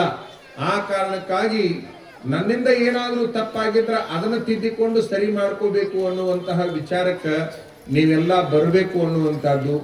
ಮತ್ತೆ ತೋರಿಕೆ ಭಕ್ತಿ ಮಾಡಬೇಡ. ತೋರಿಕೆ ಭಕ್ತಿ ಅಂತಂದ್ರೆ ಮಂದಿಗೆ ಕಾಣುವಂಗ ಮಾಡೋದು ಏನೈತಿ ನೋಡ್ರಿ, ಅದು ವರ ಕೊಡಲ್ಲದು. ಅದು ಏನಕ್ಕತಿ, ಸುದ್ದಿ ಆಕತಿ ಅಷ್ಟ. ಅದು ಸುದ್ದಿ ಆಕತಿ, ಬಹಳ ದಿವಸದ ಮೇಲೆ ರದ್ದಿ ಆಕೈತಿ. ಅದು ಬಹಳ ದಿವಸದ ಮೇಲೆ ರದ್ದಿ ಆಕೈತಿ, ಅದು ಉಪಯೋಗಕ್ಕೆ ಬರ್ಲಾರ್ದಾಗ್ತೈತಿ. ಅದರ ಸಲುವಾಗಿ ನೀವೆಲ್ಲರೂ ಹೆಂಗ ನಡ್ಕೋಬೇಕಪ್ಪ ಅಂತಂದ್ರ, ಈ ಯಾರಾದರೂ ಸತ್ತಂತ ಸಂದರ್ಭದಲ್ಲಿ ಒಂದು ಮಂತ್ರ ಅಂತಾರ, ಗುಪ್ತ ಭಕ್ತಿಯ ಮಾಡಿ ಅಂತ. ಆ ಸತ್ತಾಗನ್ನು ಮಂತ್ರ ಕೇಳ್ರಿ ಅಂತಾರಿಲ್ರಿ ಶಾಸ್ತ್ರಗಳು, ಗುಪ್ತ ಭಕ್ತಿಯ ಮಾಡಿ ಅಂತ. ಅಂದ್ರ ಓಣ್ಯಾಗ ಊರಾಗ ಸುದ್ದಿ ಆಗು ಭಕ್ತಿ ಮಾಡಬಾರ್ದು. ಭಕ್ತಿ ಹೆಂಗಿರ್ಬೇಕಪ್ಪ ಅಂದ್ರೆ ಗುಪ್ತವಾಗಿರ್ಬೇಕು, ಅದು ಮಾತ್ರ ಬಹಳ ಕೆಲಸ ಮಾಡ್ತೈತಿ ಅಂತ. ನೀವು ಯಾರನ್ನಾರ ನಂಬ್ರಿ, ಒಂದು ದೇವರನ್ನು ನಂಬ್ರಿ. ಯಾರು ನಂಬಬೇಕು? ಒಂದು ದೇವರನ್ನ ನಂಬ್ರಿ. ಆ ದೇವರನ್ನ ನಂಬಿದ್ರೆ ಮಾತ್ರ ಎಲ್ಲಾ ಕೆಲಸಗಳಾಗ್ತಾವ. ನೀವು ಇವತ್ತು ಈ ದೇವರು, ನಾಳೆ ಆ ದೇವರು, ನಾಡ್ದು ಆ ದೇವರು, ಇವತ್ತು ಈ ಮಠ, ನಾಳೆ ಆ ಮಠ, ಮುಂದೆ ಹಂಗ ಇನ್ನೊಂದು ಮಠ ಅನ್ಕೊಂತ ಹೋದ್ರಿ ಅಂತಂದ್ರ ನಿಮಗೂ ವರ ಸಿಗಲ್ಲ, ನಿಮಗೆ ಅದರಿಂದ ಏನೂ ಪ್ರಯೋಜನ ಆಗಲ್ಲ. ಯಾವ ದೇವರಿಗೆ ನಡ್ಕೋರಿ, ಒಬ್ಬ ದೇವರಿಗೆ ನಡ್ಕೋರಿ. ಯಾವ ಗುರುಗಳ ಹತ್ರನ ಹೋಗ್ರಿ, ಒಬ್ಬ ಗುರುಗಳ ಹತ್ರ ಹೋಗ್ರಿ. ನೀವ್ ಏನ್ ಅನ್ಕೊಂಡಿರಿ ಅದು ಎಲ್ಲ ಆಗ್ಲಿಲ್ಲ ಅಂತಂದ್ರೆ ಮತ್ತಿದ ಊರಿಗೆ ಬಂದು ನಮ್ಮ ಮಾತು ನಾವು ಹಿಂದಕ್ಕೆ ತಗೊಳ್ತೀವಿ. ನಾವು ಸಣ್ಣ ಹುಡುಗರಿದ್ದಾಗಲಿಂದ ಒಂದೇ ಕಡೆಗೆ ನಡ್ಕೊಂತೀವಿ. ನಮ್ದು ನಾವು ನಡ್ಕೊಳ್ಳೋರು ನಿಮ್ಗೆ ಗೊತ್ತಿರ್ಲಿ. ಮಂದಿ ಬಹಳ ಜನ ನಮಗ್ ನಡ್ಕೊಂತಾರ ಅಂದ್ರೂ ಕೂಡ ನಾವು ಒಂದು ಕಡೆಗೆ ನಡ್ಕೊಳ್ಳಬೇಕಲ್ಲ, ಹೌದಲ್ಲ? ಈಗ ಬ್ಯಾಟ್ರಿ ಇರ್ತೈತಲ್ಲ, ಮೊಬೈಲ್ನಾಗ ಒಂದು ಬ್ಯಾಟ್ರಿ ಹಚ್ಚಾಕ್ ಬರ್ತೈತಿ, ಗೊತ್ತೈತೆ ನಿಮ್ಗೆ? ಕತ್ಲಾತಂತಂದ್ರೆ ಈಗ ಬೇಕಾದ್ರೆ ಕರೆಂಟ್ ತೆಗಿಲಿ, ನಿಮ್ಗೆ ಎಲ್ಲ ಹಚ್ಚೆ ಇಟ್ರಿ ಹಿಡ್ದ ಬಿಡ್ತೀರಿ. ನೀವು ನಕ್ಷತ್ರ ಮಾಡಿಬಿಡ್ತೀರಿ, ಏನದು ಆಕಾಶ ಮಾಡಿಬಿಡ್ತೀರಿ. ಇದನ್ನ ಸಭಾ ಹಚ್ತಿರ್ಲ, ಮೊಬೈಲ್ ಬ್ಯಾಟ್ರಿ ಹಚ್ತಾರಿಲ್ಲ. ಆ ಮೊಬೈಲ್ ಹಿಂಗ್ ಬ್ಯಾಟ್ರಿ ಹಚ್ಚಬೇಕಾದ್ರೆ ಅದು ಏನ್ ಮಾಡ್ಕೋಬೇಕು? ಚಾರ್ಜ್ ಮಾಡ್ಕೋಬೇಕಲ್ಲ. ಅದು ಚಾರ್ಜ್ ಮಾಡ್ಕೊಂಡ್ರೆ ಮಾತ್ರ ಲೈಟ್ ಹತ್ತತ್ತ, ಫೋನ್ ಹೋಗುತ್ತ, ಎಲ್ಲಾನು ಆಕೈತಿ, ಎಲ್ಲಾ ಕೆಲಸ ಮಾಡ್ತೈತ. ಅದಕ್ಕೆ ಚಾರ್ಜ ಇಲ್ಲ ಅಂತಂದ್ರೆ ಏನು ಮಾಡ್ತಿದ್ದಿಲ್ಲ. ಅಂದ್ರ ಅಡವಿ ಸಿದ್ದೇಶ್ವರರು ತಪಸ್ಸಿಗೆ ಕುಂತಾರ ಇದ್ರ ಅರ್ಥ ಅಂತಂದ್ರ ಅವ್ರು ಸಿಕ್ಕಾಪಟ್ಟಿ ಚಾರ್ಜ್ ಮಾಡ್ಕೊಳಕತ್ತಾರಂತ. ಮೊಬೈಲ್ ಚಾರ್ಜ್ಗೆ ಇಟ್ಟಂಗ ಸ್ವಾಮಿಗಳು ತಪಸ್ಸಿಗೆ ಕುಂತ್ರ ಚಾರ್ಜ್ ಆಟೋಮೆಟಿಕ್ ಆಗ್ತಿತ್ತು. ಆ ಚಾರ್ಜ್ ಖಾಲಿ ಆಗೋ ತನಕನೂ ಅವ್ರು ಮತ್ತೆ ಮಂದಿಗೆ ಉಪಯೋಗ ಆಗ್ತಿದ್ರು ಅಂತಕ್ಕಂಥದ್ದು. ಬಹುಶಃ ಈಗ ನಾವು ಶಿಲಾಮಂಟಪ ನೋಡಿದ್ವಿ, ಭವ್ಯವಾದ ಶಿಲಾಮಂಟಪ, ಏನು ಗದ್ದಿಗೆ, ಅಷ್ಟು ಸುಂದರವಾದ ಗದ್ದಿಗೆನ ನಾವು ನೋಡಿಲ್ಲ. ಅಷ್ಟು ಸುಂದರವಾದ ಗದ್ದಿಗೆ ಯಾಕಾಯ್ತು ಅಂತಂದ್ರೆ ತಪಸ್ಸಿನ ಫಲಕ್ಕಾಗೈತೆ ಹೊರತಾಗಿ ಮತ್ತೊಂದು ಯಾವುದಕ್ಕೂ ಆಗಿಲ್ಲ. ರೊಕ್ಕ ಇದ್ದವರೆಲ್ಲ ಅಷ್ಟು ಕೆಲಸ ಮಾಡಕ್ಕಾಗತ್ತೇನು? ಮಾಡಕ್ಕಾಗುದಿಲ್ಲ. ತಪಸ್ಸಿನ ಶಕ್ತಿ ಏನೆಲ್ಲ ಕೆಲಸ ಮಾಡುತ್ತೆ ಅಂತಕ್ಕಂಥದ್ದು. ಅದಕ್ಕಾಗಿ ನೀವು ಮಹಾತ್ಮರನ್ನ, ಗುರುಗಳನ್ನ ಸಾಮಾನ್ಯರು ಅಂತ ಅನ್ಕೋಬೇಡ್ರಿ. ಅವ್ರೇನು ಸ್ವಾಮಿಗಳು, ಅವರು ನಮ್ಮಂಗ, ಅವ್ರೇನ್ ತಾತ್ನಾರ, ಅವರು ನಮ್ಮಂಗ ಅಂತ ಅನ್ನಬಾರದು. ಬೇರೆನ ಯಾಕಂತಂದ್ರ ಅದು ಬ್ಯಾರೆ ಆಗಿರ್ತೈತಿ ಅಂತನ ಅದು ಬಹಳ ಮಹತ್ವದ ಸ್ಥಾನವನ್ನ ಪಡ್ಕೊಂಡಿರ್ತೈತಿ. ಒಬ್ಬ ಸ್ವಾಮಿ ಆಗ್ಬೇಕಾದ್ರೆ ಅಷ್ಟು ಸರಳ ಇರೋದಿಲ್ಲ ಅಂತಕ್ಕಂಥದ್ದನ್ನ ನೀವೆಲ್ಲ ಗಮನಿಸಬೇಕು ಅಂತಕ್ಕಂಥದ್ದು. ಈ ಹರನ ನರನೆಂದವಗೆ ಕರುಣ ಪ್ರಸಾದವನ್ನು ಎಂಜಲೆಂದವಗೆ ರೌರವ ನರಕ ಅಂತಕ್ಕಂಥದ್ದು ಒಂದು ಮಾತಿದೆ. ಅದರ ಸಲುವಾಗಿ ಮಹಾತ್ಮರಂತಂದ್ರೆ ಸಾಮಾನ್ಯ ಮನುಷ್ಯರು ಅಂತ ಅನ್ಕೋಬಾರದು. ದೇವರು ಒಲಿದು ಕೊಟ್ಟಿರ್ತಕ್ಕಂಥ ಪ್ರಸಾದವನ್ನು ಅದು ಎಂಜಲು ಅಂತೇಳಿ ಅನ್ಕೋಬಾರದು. ಯಾಕಂತಂದ್ರೆ ಅದರಿಂದ ನರಕ ಪ್ರಾಪ್ತಿ ಆಗುತ್ತೆ ಅಂತಕ್ಕಂತಹ ಮಾತನ್ನ ಹೇಳ್ತಕ್ಕಂಥವ್ರಾಗಿದ್ದಾರೆ. ನೀವೆಲ್ಲ ಏನ್ ಮಾಡ್ಬೇಕಪ್ಪ ಅಂದ್ರೆ, ಸ್ವಾಮೀಜಿಯವರು ಬಹಳ ಕಡೆಗೆ ಚಲೋ ಅಭ್ಯಾಸ ಮಾಡಿ ಬಂದಾರ. ನಾವು ಅವ್ರನ್ನ ಮೊದಲನೇ ಸಾರಿ ಇದ್ರಾಗ ನೋಡಿದ್ವಿ. ಇದು ಯಾವ್ದು, ಕರೇಗುಡ್ಡದೊಳಗೆ ನೋಡಿದ್ವಿ. ಕರೇಗುಡ್ಡದೊಳಗೆ ಅವ್ರು ನೋಡಿ ಅವ್ರು ನಮಗೆ ಶಾಲು ಮಾಲಿ ತಂದಿದ್ರು. ಯಾಕ್ರಿ ನೀವ್ಯಾಕೆ ಶಾಲು ಮಾಲಿ ತಂದಿರಿ ಅಂತ ಕೇಳಿದ್ವಿ. ಇಲ್ಲ, ನಮ್ಮ ಊರಿನ ಕಾರ್ಯಕ್ರಮಕ್ಕೆ ನೀವು ಬರಬೇಕು ಅಂತ ಹೇಳಿದ್ರು. ಬಹುಶಃ ಆ ಕಾರ್ಯಕ್ರಮದೊಳಗೆ ಇವ್ರು ಶಾಲು ಮಾಲಿ ಹಾಕಿದ್ರಲ್ಲಪ್ಪ, ಎಷ್ಟು ಪ್ರೇಮ ಇಟ್ಕೊಂಡು ಬಂದಾರಲ್ಲ ಅಂತೇಳಿ ಈ ಕಾರ್ಯಕ್ರಮಕ್ಕೆ ನಾವು ಎದಕ್ಕೆ ಬಂದೀವಿ ಅಂದ್ರೆ ಅವರ ಪ್ರೇಮಕ್ಕೆ ಸೋತು ಬಂದೀವಿ ಅಂತಕ್ಕಂಥದ್ದು ನಿಮ್ಗೆ ಗಮನವಾಗಿದೆ. ಅವ್ರ ಪ್ರೇಮಕ್ಕೆ ಸೋತು ಬಂದೀವಿ. ಅವ್ರು ಒಳ್ಳೆ ವಿದ್ಯಾವಂತರದಾರ, ಎಲ್ಲೆಲ್ಲ ಅಭ್ಯಾಸ ಮಾಡ್ಯಾರ, ಚಲೋ ದೊಡ್ಡ ದೊಡ್ಡ ಸಂಸ್ಥಾನದೊಳಗೆ ಅಭ್ಯಾಸ ಮಾಡ್ಯಾರ. ಬಹುಶಃ 10 ವರ್ಷ ನೀವು ಏನು ಕೇಳಾರ ಅವ್ರು ಹೇಳ್ದಂಗೆ ಕೇಳಿದ್ರಿ ಅಂತಂದ್ರ ಬಹುಶಃ ಈ ಊರೇ ಬಂಗಾರದ ಹೊಗೆಯ ಹಾಯುವನ್ನು ಮಾಡುವಷ್ಟು ಶಕ್ತಿ ನಿಮ್ಮ ಸ್ವಾಮಿಗಳಿಗೆ ಐತಿ. ಅಷ್ಟು ವಿದ್ಯಾವಂತರದಾರ. ಒಂದು ಸ್ವಲ್ಪ ಸಹಕಾರ ಕೊಟ್ಕೊಂಡು ಗುರುಗಳ ನೀವು ಹೇಳ್ದಂಗೆ ಆಗ್ಲಿ ಅಂತೇಳಿ ಅನ್ಕೊಂತ ಹೋದ್ರಿ ಅಂತಂದ್ರೆ ಬಹಳಷ್ಟು ಚಲೋ ಆಗುತ್ತೆ ಅಂತಕ್ಕಂತಹ ಒಂದು ಸೂಚನೆಯನ್ನು ನಿಮಗೆ ಕೊಟ್ಟು, ಈಗಾಗಲೇ ಒಂದು ತಾಸು ಕಾದಾರಂತ ಎಲ್ಲರೂ ನಮ್ಗೆ ಗೊತ್ತಾಗೈತಿ. ಈಗಾಗಲೇ ಬಹಳ ಸಮಯದಿಂದ ನೀವು ಕಾಯ್ತಾ ಇದ್ದೀರಿ. ನಿಮಗೂ ಹೊಟ್ಟೆ ಹಸ್ತೈತಿ, ನಮಗೂ ಹಸ್ತೈತಿ. ನಮಗೂ ಹಸ್ತಿದ್ದಕ್ಕ ನಾವು ದೌಡು ಬಿಡ್ಬೇಕಾಗೈತಿ. ಮತ್ತೆ ಪ್ರಸಾದ ಮಾಡಿ ಬಹಳ ದೂರದ ಊರಿಗೆ ಹೋಗ್ಬೇಕಾಗೈತಿ. ಈ ರಾಯಚೂರು ಜಿಲ್ಲೆ ಒಳಗ, ಈ ಮಾನವಿ ತಾಲೂಕಿನೊಳಗ ಈ ಮಠ ನೋಡಿಕೊಂಡು ನಮ್ಮ ಮನಸ್ಸಿಗೆ ಬಹಳ ಆನಂದ ಆಯಿತು. ಬಹುಶಃ ಮಠ ಬಹಳ ಚಂದ ಬೆಳೀತಾ ಇದೆ. ಹೇಳ್ತಾ ಇದ್ರು, ಇಲ್ಲಿ ಯಾವುದೇ ರೈತರು ಬಂದು ದಾಸೋಹಕ್ಕೆ ಎಲ್ಲದನ್ನು ಮುಟ್ಟಿಸ್ತಾರ ಅಂತ ಹೇಳಿ, ಏನ ಬೆಳೆದ್ರು ಮೊದಲು ಈ ಮಠಕ್ಕೆ ಮುಟ್ಟಿಸ್ತಾರ ಅಂತಕ್ಕಂಥದ್ದು. ಇದು ಹಳೆ ಸಂಪ್ರದಾಯ. ಇದು ಹೊಸ ಸಂಪ್ರದಾಯ ಏನಲ್ಲ. ಮೊದಲ ದೇವಸ್ಥಾನಕ್ಕೆ, ಮೊದಲ ದಾಸೋಹಕ್ಕೆ ಕೊಟ್ಟು ನಾವು ಮುಂದಿನ ಕಾರ್ಯಕ್ರಮ ಮಾಡಿದ್ವಿ ಅಂದ್ರೆ ನಮಗೇನೂ ಕಡಿಮೆ ಆಗೋದಿಲ್ಲ ಅಂತಕ್ಕಂಥದ್ದು ಬಹಳ ಪೂರ್ವ ಕಾಲದ ನಂಬಿಕೆ ಇದು. ಇದನ್ನು ನಿರಂತರ ಮುಂದುವರಿಸಿಕೊಂಡು ಹೋಗ್ರಿ. ನಿಮ್ಮ ಮನೆತನಕ್ಕೆ ಯಾರಿಗೂ ಅನ್ನಕ್ಕೆ ಕೊರತೆ ಆಗೋದು ಬೇಡ, ಚಿನ್ನಕ್ಕೆ ಕೊರತೆ ಆಗೋದು ಬೇಡ, ಹಣಕ್ಕೆ ಕೊರತೆ ಆಗೋದು ಬೇಡ, ಆರೋಗ್ಯಕ್ಕೆ ಕೊರತೆ ಆಗೋದು ಬೇಡ. ನಿಮ್ಮೆಲ್ಲ ಭಾಗ್ಯಗಳನ್ನ ಬಸವಲಿಂಗಪ್ಪ ಕೊಟ್ಟ ತೀರ್ತಾನ ಅಂತಕ್ಕಂತಹ ಒಂದು ಮಾತನ್ನ ಈ ಸಂದರ್ಭದಲ್ಲಿ ನಿಮ್ಗೆಲ್ಲರಿಗೂ ಹೇಳಿಕೊಂಡು, ಸ್ವಾಮೀಜಿಯವರ ಕಾರ್ಯಶೀಲತೆಯನ್ನ, ಕ್ರಿಯಾಶೀಲತೆಯನ್ನ, ಅವರ ಸರಳತೆಯನ್ನು ನೋಡಿ ನಮ್ಮ ಮನಸ್ಸಿಗೆ ಬಹಳ ಖುಷಿ ಆಯಿತು ಅಂತಕ್ಕಂಥದ್ದು. ಇವರು ಬೆಳಗಾನೂರ ಸ್ವಾಮೀಜಿಯವರು ನಮಗೆ ಭಾಳ ಬೇಕಾದವರು, ಭಾಳ ಅಲ್ಲೆಲ್ಲಿ ಸಿಗ್ತಿರ್ತಾರ. ಮತ್ತು ಅದ್ರಾಗ ನಮ್ಮೂರಿಗೆ ಬರೀ 4 ಕಿಲೋಮೀಟರ್ ಐತ್ರಿ, ನೀವು ಬರಬೇಕು ಅಂತ ಅವ್ರು ಹೇಳಿದಾಗ ಇನ್ನಷ್ಟು ಖುಷಿ ಆಯಿತು. ಇವರು ನಮ್ಮ ಮಠಕ್ಕೆ ಊಟಕ್ಕೆ ಬರ್ರಿ ಅಂದರು. ಈಗ ಇವ್ರಿಗೆ ನಿಮ್ಮ ಮಠದಾಗ ಮಾಡ್ತೀನಿ ಅಂತ ಹೇಳಿ ನಾನು. ಈಗ ಇವ್ರ ಮಠದಾಗ ಊಟಕ್ಕೆ ಬರ್ರಿ ಅಂದ್ರೆ ಹೆಂಗೆ ಮಾಡಲಿ? ಅದಕ್ಕೆ ನಾ ಏನು ಮಾಡಿದೆ ಅಂದ್ರೆ ನನ್ನ ಮೈ ಮೇಲೆ ಹಾಕೋಲಿಲ್ಲ. ನೀವಿಬ್ರು ಸೇರಿ ಎಲ್ಲಿ ತೀರ್ಮಾನ ಮಾಡ್ತೀರಿ ಅಲ್ಲಿ ಉಂಡು ಹೋಗ್ತೀನಿ ಅನ್ಯ. ಈಗ ನಾ ಇಲ್ಲೇ ಉಣ್ತೀನಿ ಅಂದ್ರೆ ಇವರು ಸೀಟ್ ಹಾಕಿದ್ದಿಲ್ಲ. ನಮ್ಮನ್ನ ಸರಳ ಕರ್ಕೊಂಡು ಬಂದವ್ರು ಯಾರಪ್ಪ ಅಂದ್ರೆ ಇಲ್ಲಿ ಕುಂತಾರ ನೋಡ್ರಿ, ಬಲ್ಲಟ್ಗಿ ತಾತನವ್ರು. ಇವ್ರು ಕರ್ಕೊಂಡು ಬಂದಾರ. ಇವ್ರ ಜೊತೆ ವೆಂಕನಗೌಡ ಅಂತೇಳಿ ನಮ್ಮ ಶಿಷ್ಯ ಒಬ್ಬ ತಾತ. ಎಷ್ಟು ವೇಗವಾಗಿ ಗಾಡಿ ಹೊಡೆದ್ರಪ್ಪ ಅಂದ್ರೆ ಎರಡು ಎಲ್ಲಿ ಹೋಗಿ ಬೀಳ್ತಾವ ಅನ್ನಂಗಾಗಿತ್ತು. ಬಂದು ಕುಂತೀವಿ. ಕಾರಣ ಏನು, ಅಷ್ಟೆಲ್ಲ ಓಡಲಿಕ್ಕೆ ಕಾರಣ ಏನು ಅಂತಂದ್ರೆ ಇಲ್ಲಿ ಬಹಳ ಜನ ಸೇರ್ಯಾರ, ಅವರಿಗೆ ತೊಂದರೆ ಆಗಬಾರ್ದು ಅನ್ನುವಂಥ ಉದ್ದೇಶದಿಂದ ನಾಳೆ 2 ಕಾರ್ಯಕ್ರಮಗಳಿರೋದ್ರಿಂದ ನಾಳೆಯ ಕಾರ್ಯಕ್ರಮವನ್ನು ಇವತ್ತ ಹಾಕೊಂಡಿವಿ. ಒಂದು ಪುಸ್ತಕ ಬಿಡುಗಡೆ ಇತ್ತು, ಇದು ಯಾವುದು, ಚರಿತ್ರೆ ಅಂತೇಳಿ, ಅಗಣಿತ ಲೀಲಾಮೂರ್ತಿ ಅಂತೇಳಿ ನಮ್ಮ ಯಜಮಾನರು ಬರೆದಿರುವಂಥ ಪುಸ್ತಕ. ಈ ಪುಸ್ತಕ ನಾಳೆ ನಮ್ಮಿಂದ ಬಿಡುಗಡೆ ಆಗಬೇಕು ಅಂತೇಳಿ ಹಾಕಿದ್ರು. ಬಹುಶಃ ಆ ಪುಸ್ತಕ ಬಿಡುಗಡೆ ಮಾಡಲಿಕ್ಕೆ ನಾಳೆಗೆ ನಾವು ಬರಬೇಕಾಗಿತ್ತು. ಆ ಪುಸ್ತಕ ಬಿಡುಗಡೆ ಆದ ಕೂಡಲೇ ಎಲ್ಲರೂ ಒಯ್ರಿ, ಮನೆಗೆ ತಗೊಂಡು ಹೋಗ್ರಿ. ಹಂಗ ಹೋಗ್ಬಾರ್ದು. ಪುಸ್ತಕ ಬಿಡುಗಡೆ ಆದ್ರೆ ಮನೆಗೆ ಅದನ್ನು ತಗೊಂಡು ಹೋಗ್ಬೇಕು. ಮತ್ತು ಅದನ್ನ ಹಂಗ ತಗೊಂಡು ಹೋಗ್ಬೇಡ್ರಿ, ಅದಕ್ಕೆ ಏಟ್ ಬೆಲೆ ಐತಿ ಆಟ ಕೊಟ್ಟು ತಗೊಂಡು ಹೋಗ್ರಿ. ನಾಳೆ ಸಾಧ್ಯ ಆದಪ್ಪ ಅಂತಂದ್ರೆ ಆ ಪುಸ್ತಕಕ್ಕೆ ಎಷ್ಟು ಬೆಲೆ ಇಟ್ಟಿರಿ ಅದಕ್ಕೊಂದು 30% ನೀವು ಕಡಿಮೆ ಇಡ್ರಿ. ನಾಳೆ ಒಂದು ದಿವಸದ ಮಟ್ಟಿಗೆ 30% ಕಡಿಮೆ ಇಟ್ಟು ಬಿಡ್ರಿ. ಎಲ್ಲರೂ ನಿಮ್ಮ ಮನೆಗೆ ಒಂದೊಂದು ಪುಸ್ತಕ ತಗೊಂಡು ಹೋಗ್ಬಿಡ್ರಿ. ಎಷ್ಟು ಪ್ರತಿ ಆಗ್ಯಾವ್ರಿ? 1000 ಪ್ರತಿ.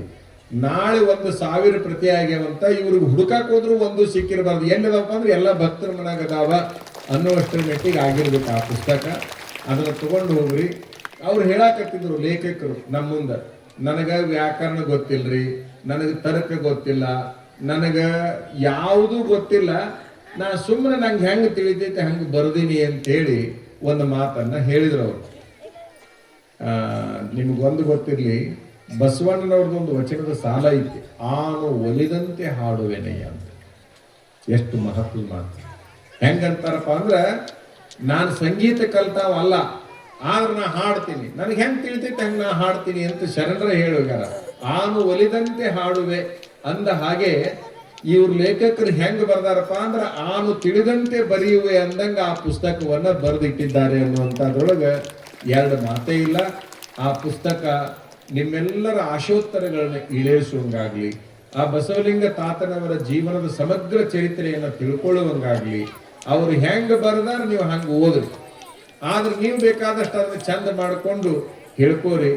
ಆ ಪುಸ್ತಕ ನಮಗೂ ಒಂದು ಕಳಿಸ್ಕೊಡ್ರಿ ಅಂತೇಳಿ ಸ್ವಾಮೀಜಿಯವ್ರಿಗೆ ನಾವು ಹೇಳ್ತೀವಿ.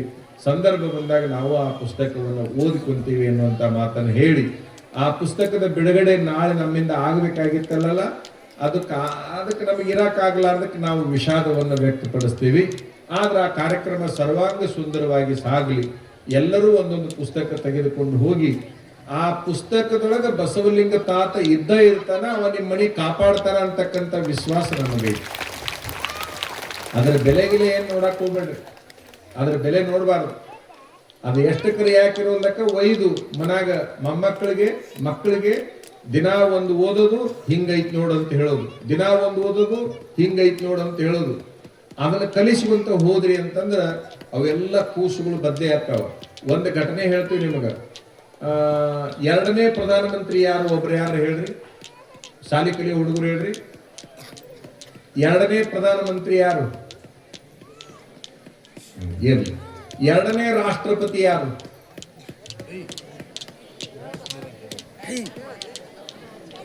ಹೋಗ್ಲಿ. ಇನ್ನೊಂದು ಬೇರೆ ಟೈಪ್ ಕೇಳ್ತೀವಿ, ಅವು 2 ಗೊತ್ತಿಲ್ಲ, ಅದನ್ನ ಬಿಟ್ಬಿಡು. ನಾವು ಇನ್ನೊಂದು ಕೇಳ್ತೀವಿ, ಶಿಕ್ಷಕರ ದಿನಾಚರಣೆ ದಿವಸ ಯಾರ ಜಯಂತಿ ಇರ್ತೈತಿ?